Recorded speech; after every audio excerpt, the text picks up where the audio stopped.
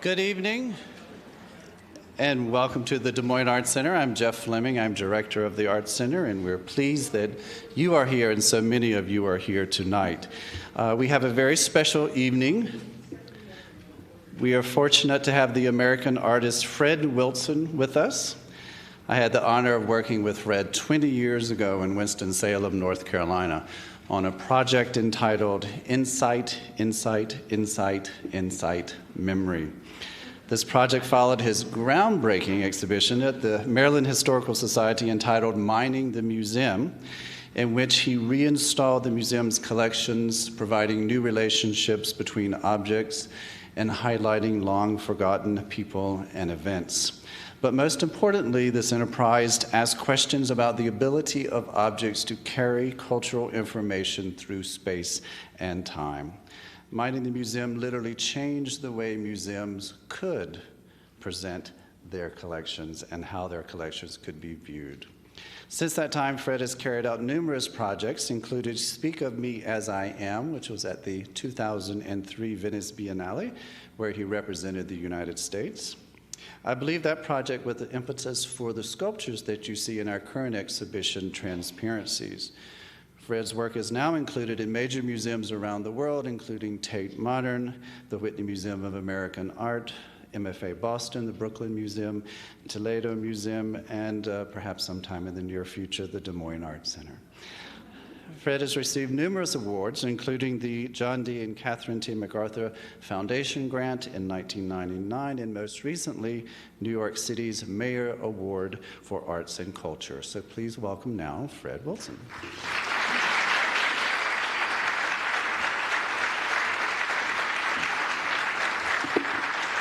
Thank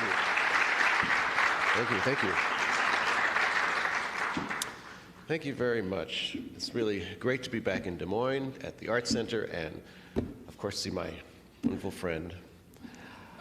I usually talk about my museum projects a lot, and I decided because of this exhibition, I'm going to just focus on my glasswork, which I have been working on since 2001.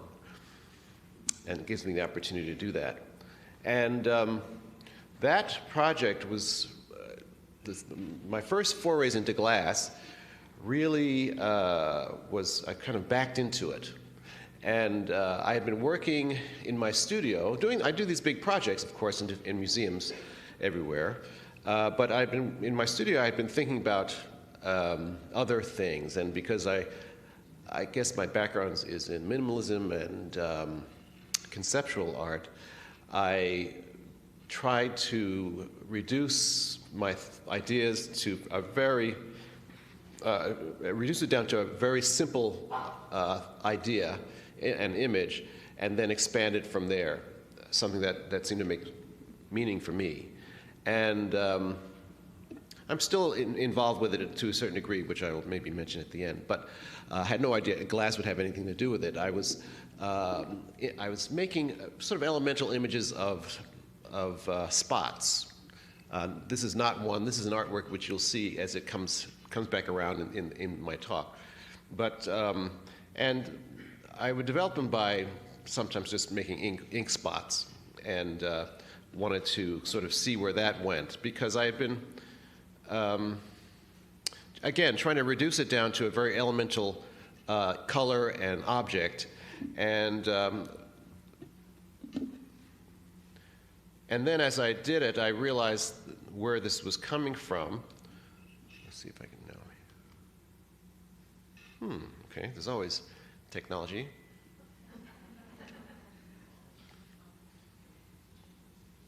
Do you have to press another button that I'm not...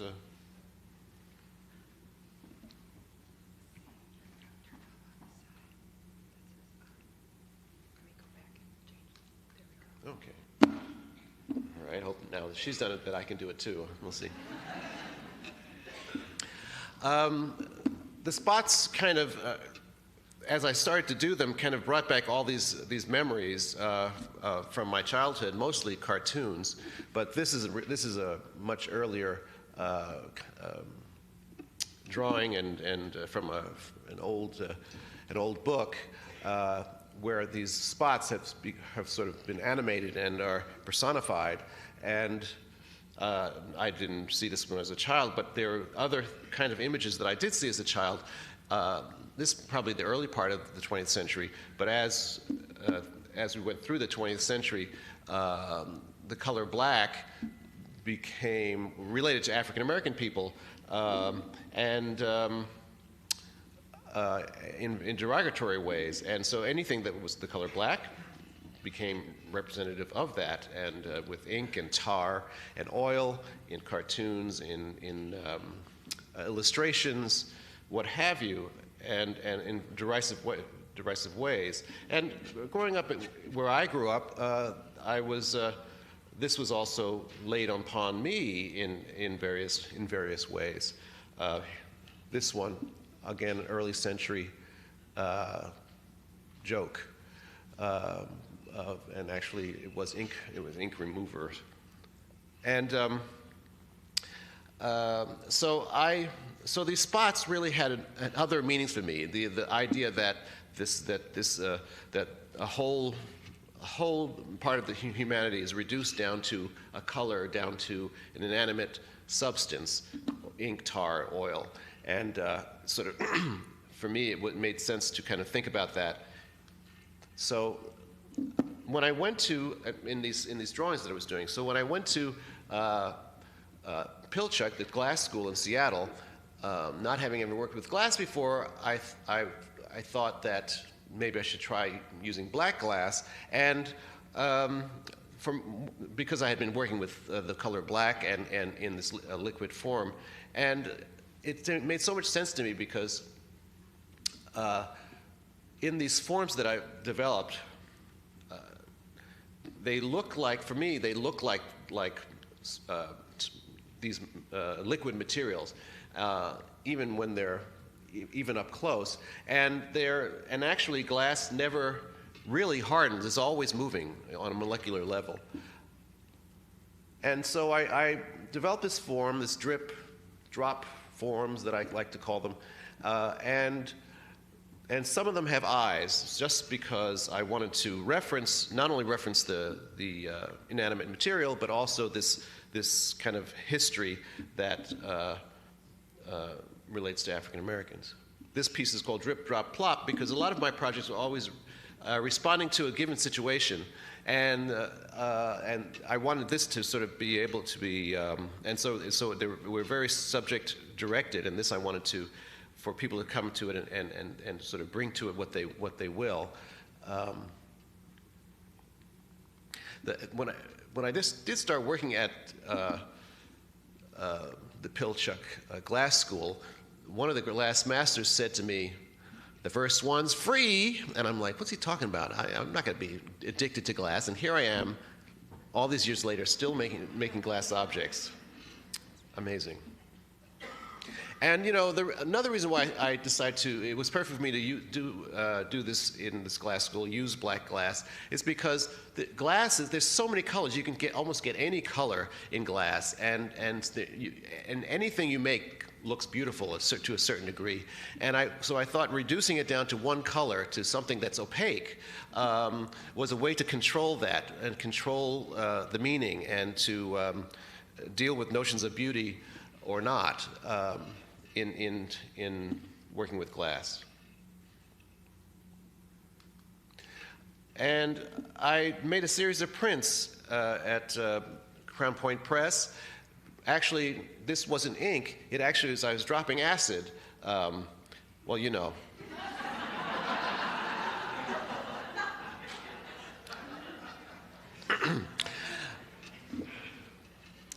And this is what came out.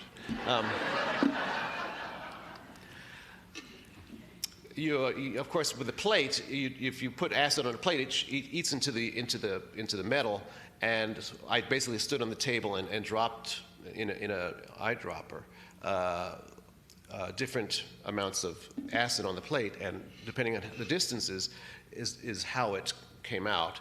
And I really enjoyed that because it gave it a certain amount of volume, a certain kind of three-dimensional quality, because of where I held the drips, the acid.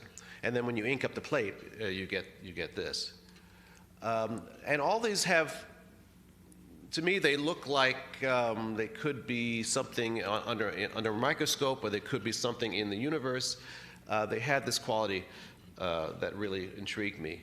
But on top of that, I also thought about this notion of the spot in relation to African Americans. And in this one, unfortunately, I thought I had one that really blew it up so you could read. There are these thought bubbles where there's sort of conversations going on between these spots.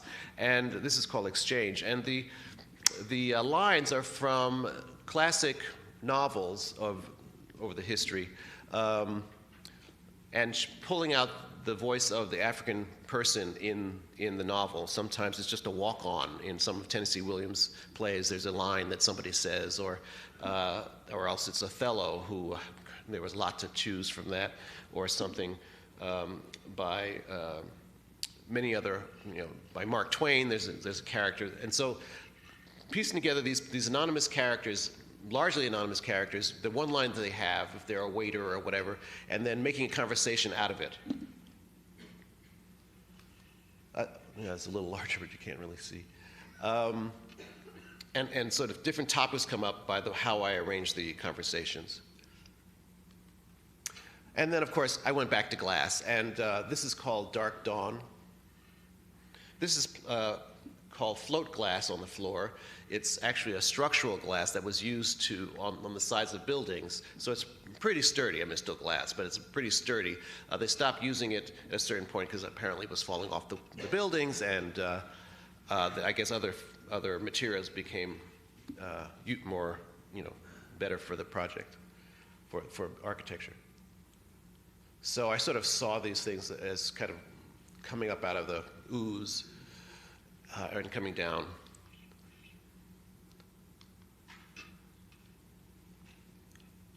I just have various works in various situations. This is called Pop, Pop, Pop, Pop. At a certain point, I thought I was through with black glass, and so the black spots exploded, and all this color comes out, and these kind of creepy clowns also came out. But it wasn't. Alas, it was not at the end of the black glass for me, but I thought it was.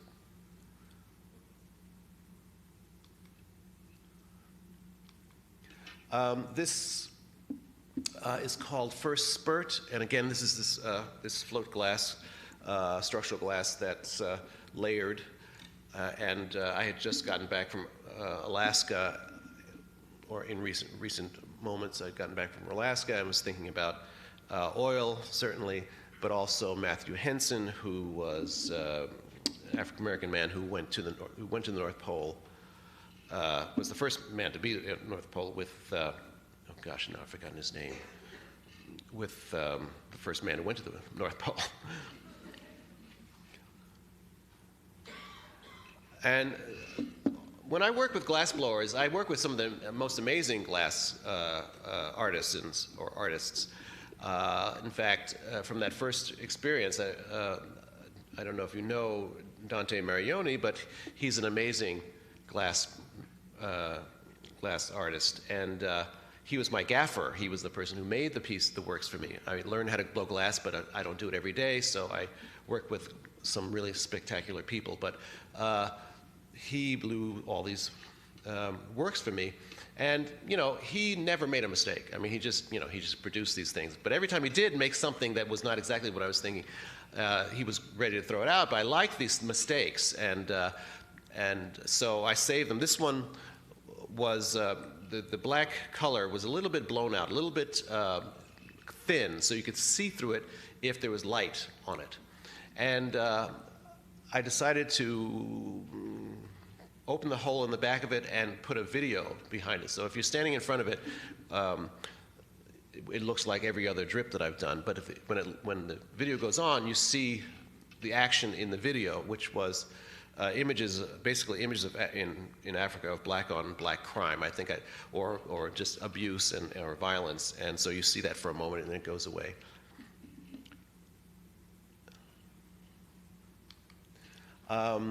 And I had decided to sort of stop doing the I things and just leave it at the, I'd sort of gotten my thoughts out about that.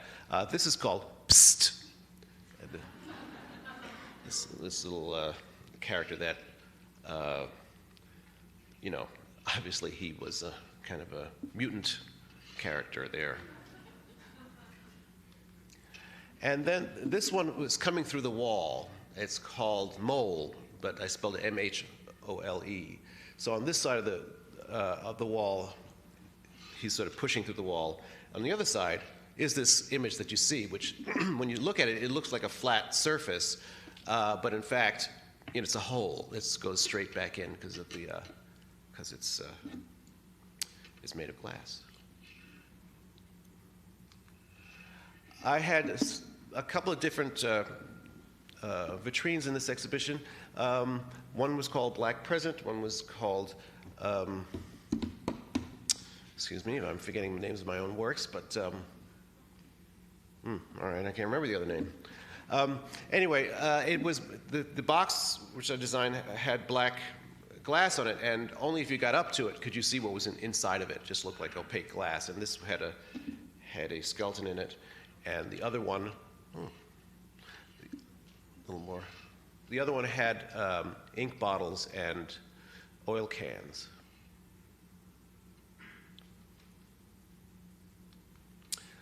This is called the Ominous Glut.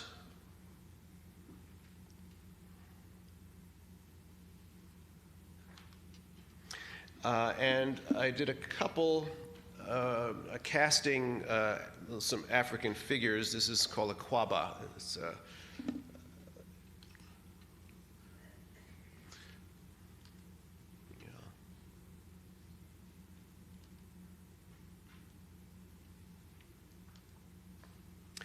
this is called Ibeji, and it is from, the Ibeji figure at the top is a Yoruba figure, is from Nigeria, and Nigeria has a, you know, it has a huge economy in oil, so there was this, obviously, a relationship between sort of a cultural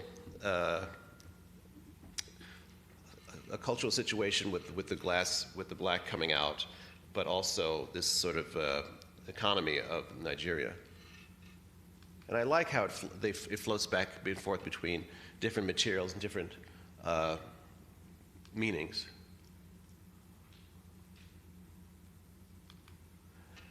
And I worked with a lot of globes, and this globe is a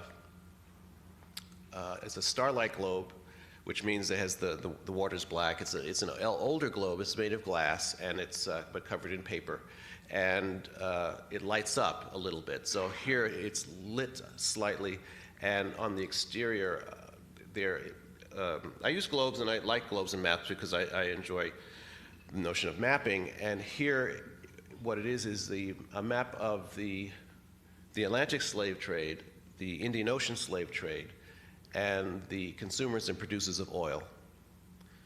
Now, I meticulously make these projects, and I, you know, everything is very specific, but after I've done it, I don't know the specifics anymore. It's not, to me, it's not important to me anymore. It's all embedded in this piece, but I wouldn't be able to tell you exactly what is what anymore. But it's all, you know, certain of these are chandelier parts and glass beads, and the roots are specific, but I no longer know. This is the pavilion in Venice, and the American pavilion in Venice. And Venice is, in case if you've been there, doesn't look like this. This is the one area of Venice that's the Giardini, where all the Biennale pavilions are. And this structure has a bit of a Jeffersonian look to it. However, and so I think people thought I would do something in response to, because of Minding the Museum and other projects I've done, something in response to the Jeffersonian building. But you know, you turn around and there's all of Venice, very much more inspiring than this one little building. And there are things that I've done to it here, which I'll talk about. But the project that I wanted to do, that was proposed, was something that was really a wonderful thing for me to actually try to be able to actually do. Because when I was a boy, my mother was an art teacher. My father's second wife also was interested in art. My mother used to have art books, and there would be these great Italian masters. And in these paintings, you'd see African figures. And I'd ask her, who are these people? And she wouldn't know. And here in this painting by Mantegna of the Magi are, well, you know the scene. But when you look at this painting and many paintings, there are these African characters. Obviously, Mantegna was not doing this in the scene, painting as he saw it, but he had models, and these characters, African characters, were actually in Venice or in northern Italy, and modeling for him. I did a great deal of research on the Venetians, on the Africans of Venice, because there seem to be so many if you look in the old paintings, and also in Venice on the door knockers there are the African figures, and just in all different forms. They call them the Moors, the Moris, and as I did research, I found out Venice was this great empire, a great republic, that anyone who had anything to give to the empire, any kind of commerce or business could function. As long as they could function in that way, they could come to the empire. And everyone knows that the first Jewish ghetto was in Venice, but it's very little known about the Africans of Venice. And in fact, they were expelled from Spain in 1492, like everyone else, and they came to Venice. They came to the Veneto because they had various crafts that they did, and so they became very quickly a part of Venetian society. Here in Veronese's Feast in the Garden of Levi, this huge Feast in the House of Levi, this huge painting in the Accademia has about 9 African figures in it. Some of them are waiters, and some of them some of them are at the table. I'm trying to find a few more in this picture. Let me see if I have something else. So this really intrigued me, that this is a history that nobody has spoken about. Here's another guy here. And that these characters were actually in Venice. They're all very individual depictions, unlike some early American images of African people. They're all very specific. Here, a painting by Carpaccio. This was as a painting of religious importance, but basically he painted the city scene here, and here is a dark image, but here is African gondolieri. There's one there, and there's one all the way up in here. And he's quite prominent in this painting in the Accademia, and he's just part of the city scene, and there was a society of black gondoliers, apparently. And there's nothing written about them. Here, again, this is a Bellini painting. Here's a character, probably worked in the house there, was going to jump into the canal to save the cross, which somebody got to save first.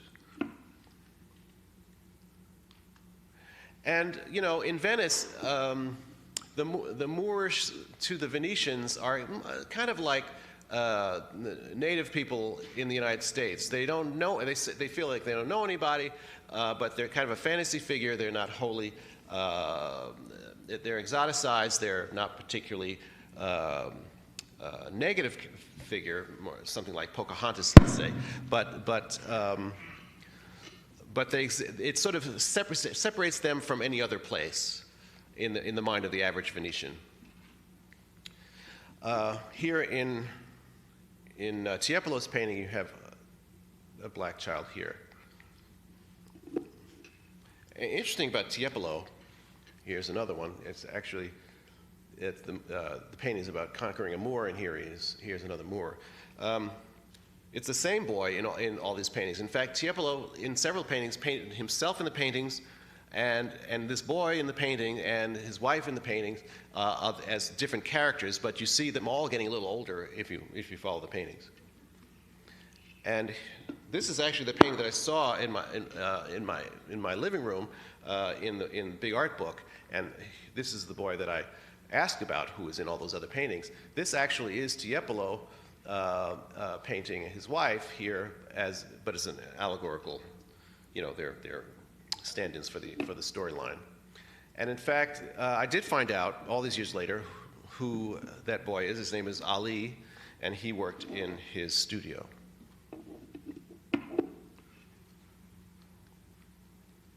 As you came up to the pavilion, there are these what looked like these black figures holding up the building, but in fact they were scrims. And I knew that Americans would say, "Oh, Fred is doing something about American slavery in the American pavilion," but every Venetian would know that these are the images of these black figures from the Frari Church in Venice, these huge marble sculptures that what they're holding up is a doge, the head of the country's tomb, and they were spoils of war against the Turks, and that's another way that many Africans came to Venice, being freed or escaping to Venice from either through war or just becoming Christianized, and then they could stay in Venice.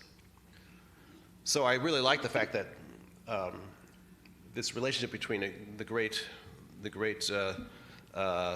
empire here and the great empire there over time are these figures, and different people would read the image differently. And of course, I like using scrims because all over Italy you have scrims because they're always fixing buildings, they're restoring buildings, and having these images on their historic images on the scrims. And as you came in, instead of the white walls of the normal pavilion, I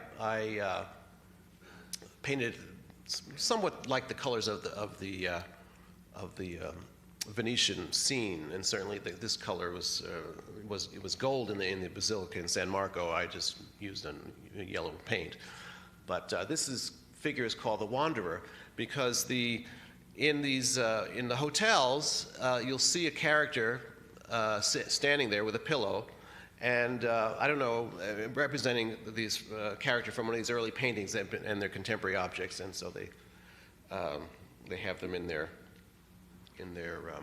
hotels, and again representing Venice, this figure, because of the early paintings. And so I bought a bunch of these sculptures because they're made today in Venice, and so this one I took his head off, and he's called the Wanderer. I was definitely thinking about in the early centuries because right at that moment the Iraq War was starting up, and all of Italy was up in arms about it. And in fact, I've had these conversations with these Italians about the war, and because I represent the United States right then, and basically we kind of figured out that if I don't say they like Berlusconi, they wouldn't say I always like Bush, and then we were fine after that.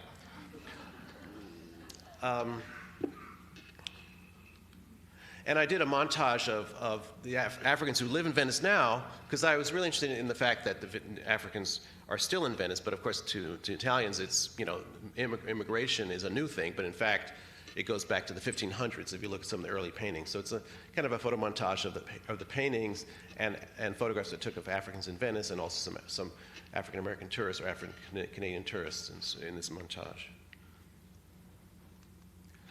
And then, of course, there's glass. I had just recently worked in Venice. I worked in Seattle, and so of course I was looking at glass everywhere. And these kitsch characters you can actually buy. I had these made a little larger, but these are the same things you can buy in Murano, these candle holders, except the center one you can't buy. It's a Molotov cocktail. It's called Shatter. It was a very large exhibition, but I'm just sort of paring it down here. As you walked into the pavilion, you looked up and there was this very large black chandelier. And again, just on the heels of working in Seattle, looking at all the glass, I wanted to make something that related to Venice and related to my subject. And there are these incredible white and pastel-colored chandeliers. And one of the glass blowers that I got to know, I said, well, I want this to be made. I want a very large chandelier, Rosanico style, particularly 15th century style. And he said, oh, no problem. I said, well, I want it to be really big. He says, no problem. I said, I want it in black glass. He said, black? Artists. But he had no problem making that. And he said, oh, I work with Yoko Ono. I can work with anybody. Anyway, so he made this black chandelier. And now, of course, in Venice, there's black chandeliers everywhere. Sometimes have little gold on the edges. But this was the first one. And the piece is called Speak of Me as I Am. Really, that's a line from Othello. And, of course, Othello is the most famous black Venetian. And really, it was by making it this black color, you know, it was beautiful, it was monstrous, it was mournful, all those qualities that I think Othello had. And you know, when I work with the color black, I'm fully aware that it's kind of a multiple. It's a color that draws many meanings to it, of mourning for some, of culture for others, and a whole other number of ideas and images it comes to mind. And so here it is, and there is drip, drop, plop in the pavilion as well. And oh yes, and it came to the United States too. I brought it to the U.S. and had it on view in my gallery, but in New York. But it was much lower than it was in Venice. And when it was low, I realized it was sort of like a body. Even though I was thinking about Othello, it really was like a body because it was so large, and that made me got me thinking about doing another one. Oh, you can see these are all the parts. It comes completely dismantled to the United States, and putting it together, and each one is wrapped in a little piece of brown paper. Well, it was a huge difficulty putting it together the first time, but now we will have a system with the Venetians and with the Pace people at Pace Gallery. So it was a body, and so I thought of making another. I have actually two in my mind, and I thought about making this one, which I didn't, I never saw anywhere, and I just my reasons for making things often are different from how they turn out, in that they still had that meaning for me, but they look so different from the feeling that I had in a certain way. Because this one, I called it To Die Upon a Kiss, another line from Othello. It's when, after Othello has killed Desdemona and then kills himself. And I was thinking that in this image, I wanted gravity to sort of be the main element, and the black color, the blackness, would fall down, the gravity would pull it down to the bottom of the glass, and the clear glass would be at the top, and it would turn gray in between as it came down.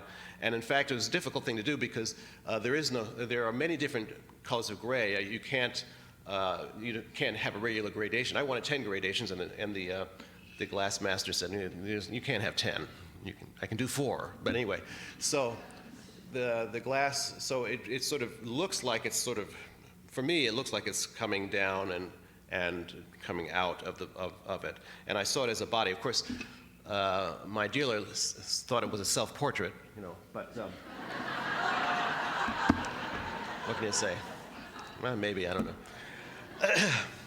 But after I sort of was in the throes of doing this and it had just come out, my father had been ill, and I realized that this the stages of life, the moment at the end of one's life where your body is you're losing someone, was very much in my mind when I thought of this. When I actually saw it, the whole idea of gravity and so the blackness sort of coming down to the bottom was still there, but also I felt something was going up as well. It sort of had this very hopeful thing going up. I don't know if one might consider it the soul or whatever, but it had a new effect for me, especially when I'm having things fabricated. I have the way I think about it, and usually it is what I imagine. But then there's always something different when something else happens because it's there in your presence.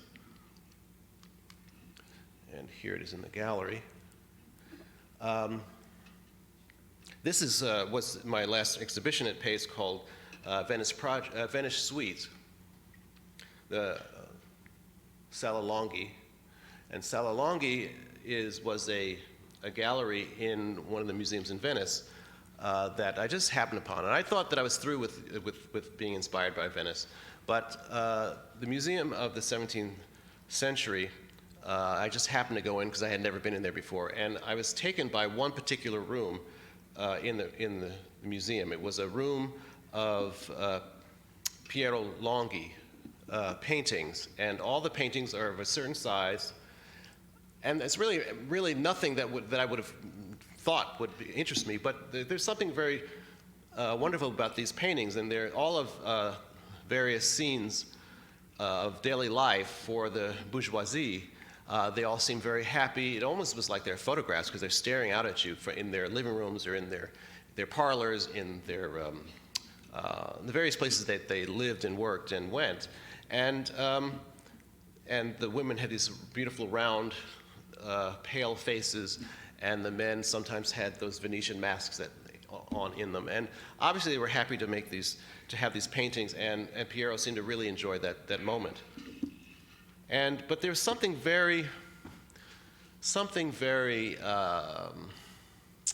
ominous as well in those paintings.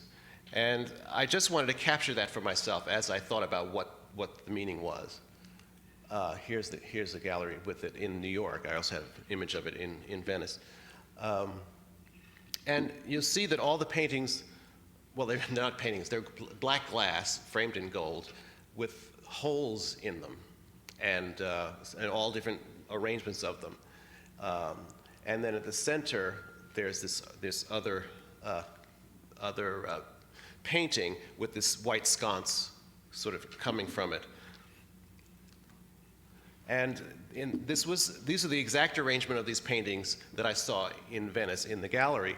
This was a larger painting. It was another painter, Guardi, painted by Longhi, and this was my image of him from the painting. You have to see the painting. I don't have the painting with you, but something about him made me make this particular work. And of course, the Venetians just love it when I make things because, I'm using the traditional stuff, but I'm always doing something that they never thought of doing before. And so they get very excited by the things that I do. This particular one, because I've used so many different styles of glass, of their different patterns and shapes put together rather than just simple and symmetrical. So that got them excited. So they really enjoy working with me as I enjoy working with them. But anyway, that's my evocation of Guardi. Now here's the same project in a palazzo in Venice. And they're all different, but they're very specific because what I ended up doing was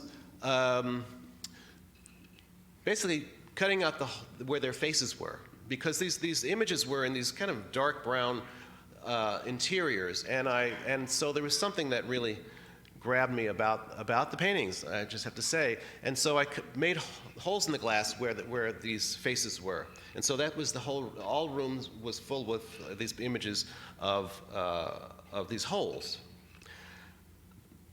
And I realized after, well, you can sort of see, that's one Guardi painting. I realized that I was there in, when was it, 2009, not long after Lehman Brothers fell. And I was in that space just realizing that, at that moment for me, New York was just 6 months earlier, New York was everyone's really excited and happy and spending a lot of money and partying, and just everything was just fantastic. And there was all this discussion about the problems that were happening around the country. But I didn't see, in my estimation, people really taking much notice of that in the art world. And so, looking at this space of these paintings, I also realized that there was a kind of analogous situation, because when Longhi painted these paintings, it was the height of this society. They were very happy. They were enjoying their lives, and it was a very special life that they had there in Venice. But it was just right before Napoleon's army came in and destroyed that society, and it was gone forever. And so I just had this feeling that those paintings had this mournful aspect, even though they were very happy paintings. But I knew something that they didn't know about their future.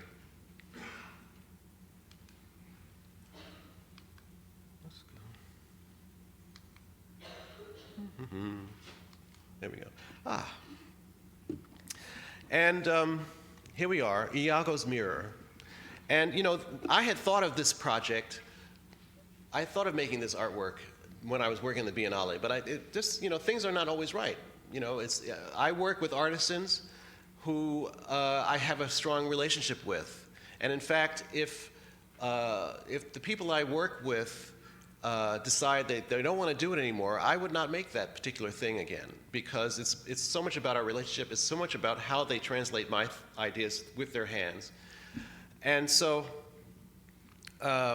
it's very much a relationship. And so when I thought about doing this image for the Venice Biennale, I just didn't have the images. I didn't have the Venetian glass person who I could work with to make something of this. Of course, I didn't have it full-blown in my head in 2003. I just knew that there was something that I wanted to make that had to do with these Venetian mirrors that are so Baroque and over the top.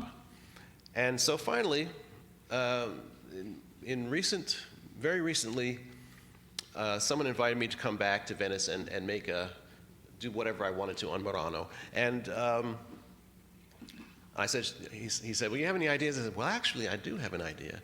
And so I met with many of these mirror makers, specchi is the Italian word, and looked at their catalogs and had, some conversation with them or through interpreters with them. And I came up with this work.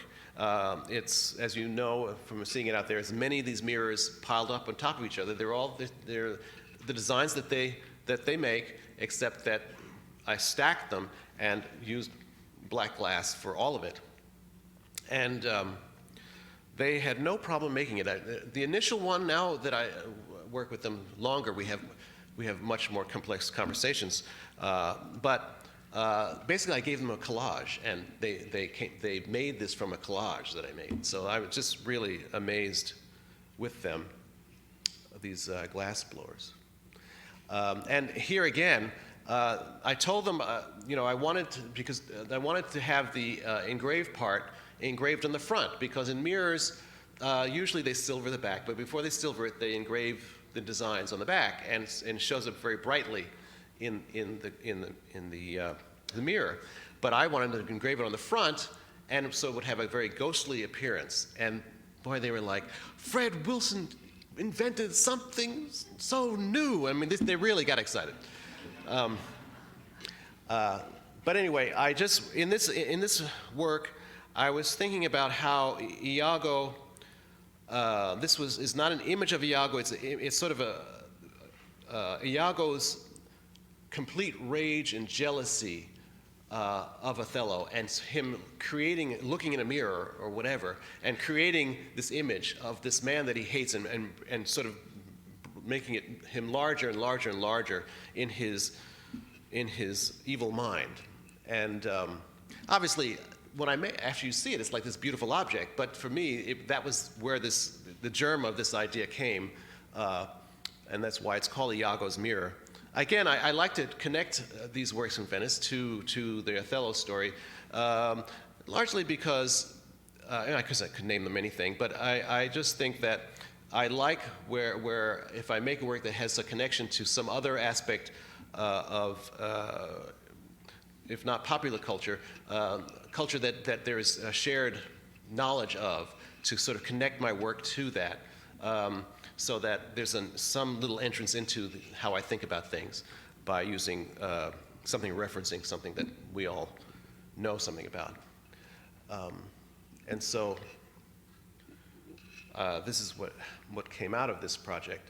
Again, you look into it and you see, you can't see yourself. You can't see yourself as you see in a mirror, but you do see yourself. Everybody looks into it. Somebody said, everybody looks into it is black. And I say, well, I didn't think of that, but that's pretty funny. Here's the layers of these mirrors. And my Venetian is, I actually got to speak some Venetian, but I've kind of gotten rusty because I go 2 or 3 times a year, but this year I haven't been, but yet. This was at my show at Pace. Again, all these works from Pace, more of these drip forms, and we actually made this shape for one of my works. And so you have these vistas of these objects. The space, how we designed the space, was very much like kind of the architecture of Venice in a very abstracted way, the symmetry of Venice. And that's called Othello's Light. It's a small version. This is called Mark. These are much smaller chandeliers.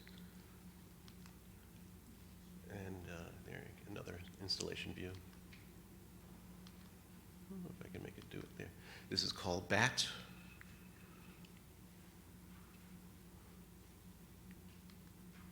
And then here, again, this is a wonderful vista for me of this piece that goes only around a curved wall, a curved doorway, and there's not too many in the United States, but it was perfect for Venice when I showed it there. And then it sort of frames Iago's mirror.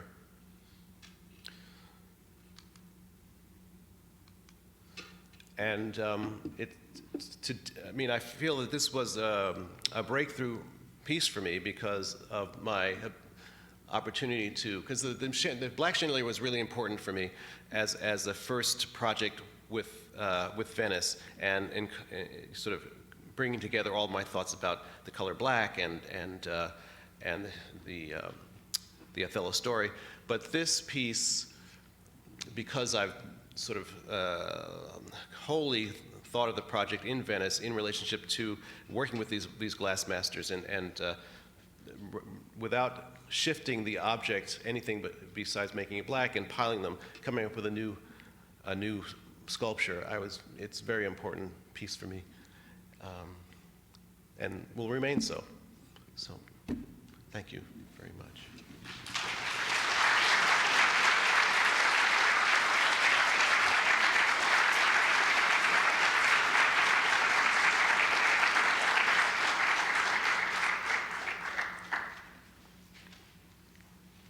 We'll take some questions.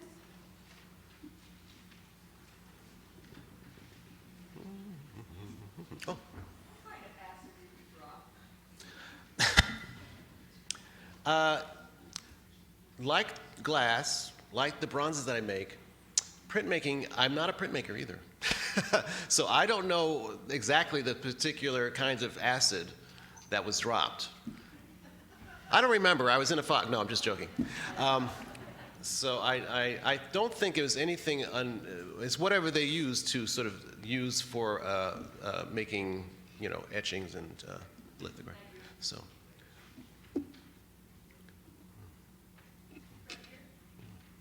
In the history of glass, there has not been a lot of black glass used. Is that because it's difficult to make glass the right color, or is it just the creativity of an object coming out appropriately? Well, I thought it was really, I was just being really weird to use just black glass when you have, I think it's because you can have something that's really all these different colors. I think it's just, people just get very seduced by color. And for me, it was just overwhelming. I enjoy limitations. And so putting this limitation on it was really helpful for me to sort of make something with meaning. I mean, you can make great stuff you can make really beautiful stuff with glass that have absolutely no meaning. And for me, meaning is very important. And so by reducing it to black, I could really focus my attention on the form and the meaning, and of course, the meaning of the color black too. There is actually there's no black glass, real black glass. Black glass is really just a dense red. And actually with the black chandelier, any of the parts that sort of stick off of it, some of them the glass is a little thin in it, and you can see this wine color in it. So it's not really black. And why? I think just because the variety and opportunity and it's not. This is not transparent. It's not translucent. Light doesn't illuminate with light. It's just the opacity is. That's why I say it's the unforgivable beauty of black glass. It does its own thing. It's going to do what it wants to do, and you have to sort of understand its properties and make something with it to bring out an idea or an image or the beauty by what you do with it, rather than it just doing it on its own, which it can do. So, yeah. Yeah, this is kind of off the topic of glass, but I'm from Baltimore. Ah. I used to hang out at the Maryland Historical Society. They have a lot of really great stuff there, but it was sort of chaotic. Yes. Can you share with us a little bit about what you did in real life? Oh my goodness! I wish I had I have them on my computer. I just wish I could show them to you now. Just kills me. You never know how much you should say, how much you should show. The next lecture. What's that? The next lecture. Yeah. Yeah, because it was a very, the reason why I didn't show all the museum projects that I do all around the world is because I'd be talking a long time about it, and it really is so different from this. But if you know the Historical Society, let me just briefly tell you what I did. I love having pictures because, it's much more fun to see the pictures. But the Historical Society was a typical historical society, and basically about the 19th century, and all the beautiful objects that you find in the 19th century, and fabulous paintings. And actually, the Met borrows paintings from them all the time. It was a museum that not too many people went to, as a lot of historical societies are. And it wasn't because of what they had. I went in there and I felt really uncomfortable there when I went, and I didn't know why. And that's why I wanted to do a project there. And for some reason, the director said, "Sure, come on in this. Let this artist come and do this." But and that's a whole other story why he actually did that and what happened in the end and blah blah blah. It's really interesting. But so the project was basically I had the entire third floor, and I used things that were on view, but I also used things that were in storage. And in old museums, what's on view tells you a lot about the museum, but what's in storage tells you even more. And because old museums go through changes, and certainly historical societies, it was in a men's club really early on. And so everybody gave their stuff, families gave stuff, like all historical societies. All historical societies have lots of wedding gowns, it's just what they are. But the plantations would give them everything. And then somewhere in the 60s, or late 50s, 60s, it became a professional museum of art and history. And so certain things just remained in storage, and other things were on view. But just like the paintings of the 15th century, a lot of the paintings, I'd see these black characters in the periphery, and nothing about them on the labels. And with very little research, I found out their names, because they had an archive there. They just didn't have them on the labels. So the museum really was set up not to think about Baltimore, really, or Maryland, not Spain, certainly not the black population, not the slave population, not the average Marylander, not the immigrant. It's basically about the elite of Maryland. And they did that in a way that you would not even think about it, as museums can make you not think things. And so, of course, I could not think it. So I brought the things from the basement that were not on view. And it just kills me not to have just one picture.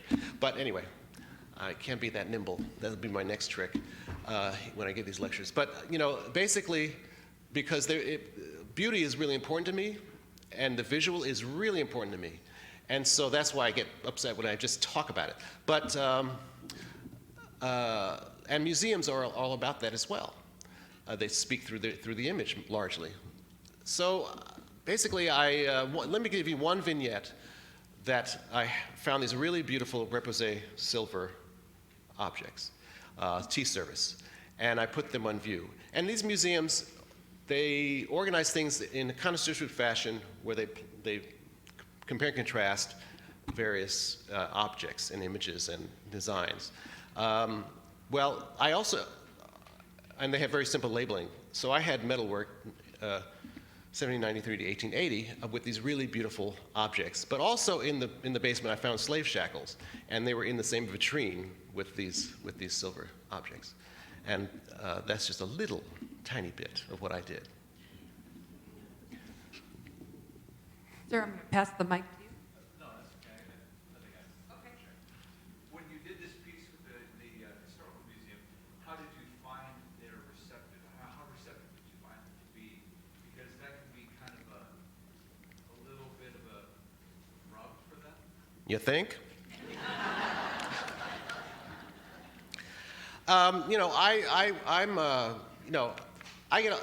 I get along with everyone that I work with in museums, and so certainly it's the only way that I can make anything happen. And I'm very respectful of objects, and they realize that once I'm there. And not everybody's of the same mind. It's just not monolithic like that. They're all individuals, which my being there brought that back out. They weren't this monolithic museum. They were individuals with their own opinions. So various people had different opinions about it. Although, people in museums are generally very nice, and so they're not going to, an invited curator, invited artist is not going to hear about it. I've got lots of stories about different situations, but generally in Baltimore, people were really, really nice about it. And they began to see what I I didn't really know where it was going myself. I was just pulling things out, and then some of the curators would started pulling things out. I'm like, oh no, not that. That's really too bad. I don't want that. Yeah, so it actually went, putting together the exhibition went really well. I mean, some of the docents were freaked out because they had to and I felt for them because the curators were going to be behind the wall. They had nothing, they weren't dealing with the public, but these docents had to. And so I tried to work with them as well to sort of, if they had any thoughts or concerns or whatever. And I'll never forget, after the thing was up and running, one docent said to me, I had 2 chips on my shoulders when you came in here, which she did. But she said, but I was really, I didn't know how I was going to explain this to the children. And the children explained it to me. And so this was kind of an epiphany for her as well. So, it was an amazing project on all levels. It was one thing for the public, another thing for people from Baltimore because it got very specific in certain places. But for the people who worked in the museum, it was quite amazing because what ended up happening was everyone realized that the maintenance man knew more about the exhibition than the director or the chief curator. So it was, for a while there, the kind of, the power structure totally shifted. And everybody knew it. It wasn't like talked about, but everybody knew it. I mean, there's a whole lot of things happened with this exhibition. You know, I got a million stories about that particular one because it was the first one, and it was this, you know, one of my strongest ones. So, but.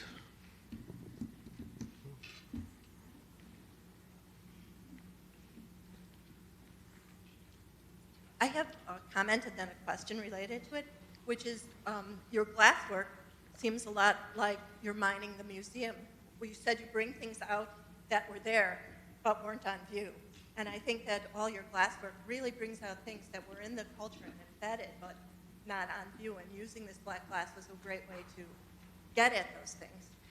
My question then is, thinking about how you recontextualize the museum, the black glass is so much about objects, and then when you have the drips and those shapes, it starts to be more about the whole context. Mm-hmm. But it seemed like in the slides you showed, all the walls were white. Mm-hmm. And I wondered how deliberate that was, and if you would ever create more of a, like an installation that's more dimensional than on the walls. You know, I never say never, so I don't know. You know, I can't say there's a specific, like a specific line between my museum projects, which are very contextual, and the artworks that I make in my studio, which is like in my head. But and I hope that I'm really thrilled that you said that all this thinking is embedded into these objects. But I don't feel that with the things I make with outside in the studio or with artisans, I don't feel the need to kind of cross over into installation so strongly. I'm really embedding it in those objects and in the way I display them together or organize them, and so that they can live on. My museum projects are kind of like you know, like a performance in a way. They may stay up for a long time, but it's, you know, they come and they go, and it exists in the minds of those people who saw it. And so these objects that I make will be around for a long time, and so that's a thrill for me as well, see how they shift in meaning and all that. So I don't, you know, if I need a context for something, if that really makes sense, I'll do it. But for the glass right now, they can exist in other places. And as far as having white walls, at a certain point in my career, as I was really, I was so interested in museum things. When I first started, I mean, before I worked with museums themselves, I would make fake museums in gallery spaces. And it took me a while to sort of really deal with the context of the white cube itself. And I did an exhibition called Collectibles that really related to that, even though there was a lot of objects in the gallery space. So it's not that I sort of see the regular gallery space as an objective environment. It's just that, as far as the black glass is concerned, I accept that it is a background. I think using another color would really shift the meaning, and so I wouldn't do that unless I really needed to do that. We'll have one or two more questions. I see you down here.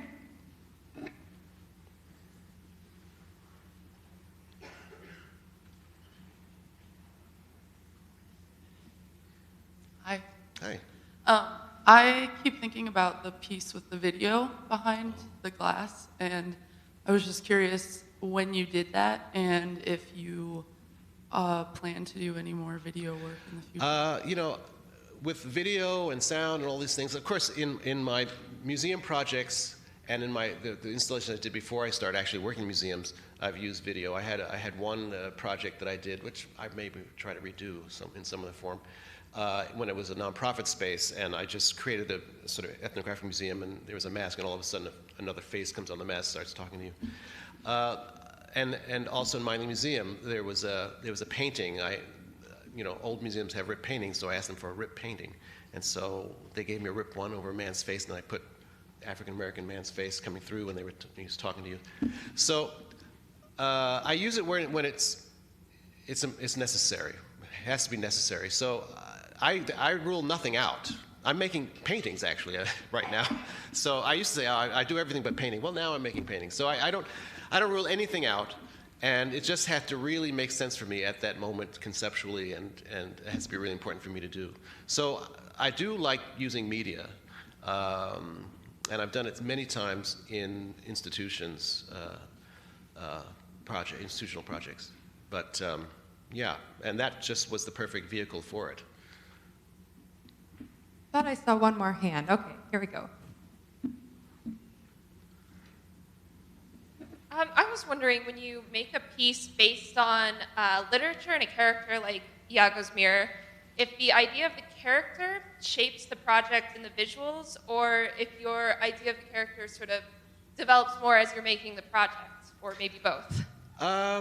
Well, it can happen every way, but it usually is a combination. I mean, it's the perfect storm. You know, when the perfect storm happens, it's like it's the best experience to have. You know, I'm not struggling to sort of come to all this, how this happens. But you know, being in Venice was the vehicle, and always thinking about the Africans of Venice in general, and then with Othello, it was a perfect mix. And but really, the titles, the artwork came first. The title came second. It's just that the context of Venice just made it a really great scenario to use Othello and Shakespeare's words, because it does telegraph to other people another way to look at it. However, it is certainly not illustrative of Shakespeare's book. It just is a way to enter into the artwork that's just not me entering into it. There's a way for other people to sort of enter into it, and whatever that means. So I really enjoy it. That's why I like working with museums, because I also work in museums with not subjects that are arcane or just really not known. I'm much happier when there's something that everybody thinks they know really well, and I'm seeing something that is not being spoken about, that particular subject. And so that's where I get excited. And so, yeah, and you know, when the show in Venice opened, I'd done all this work, and all of a sudden I realized, oh my God, what if the Venetians don't like it? Boy, that's really be bad. That would be bad press, my goodness. But of course they loved it. It was the first time anybody had done anything on Venice in the Venice Biennale in 150 years. So they didn't care what the subject was. They just loved it. They didn't know the storyline, but they just thought it was fantastic. So, but I do, yeah, I really like working with things that we all think we know, and either there's denial, as some museums have denial, or it's just something that's not spoken about. It's just some little piece of information that's not spoken about that I like to talk about. So. Fred, thank you very much for giving us your lecture.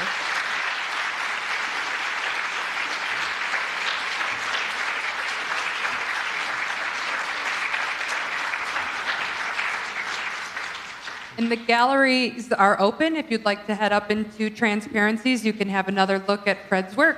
Thank you.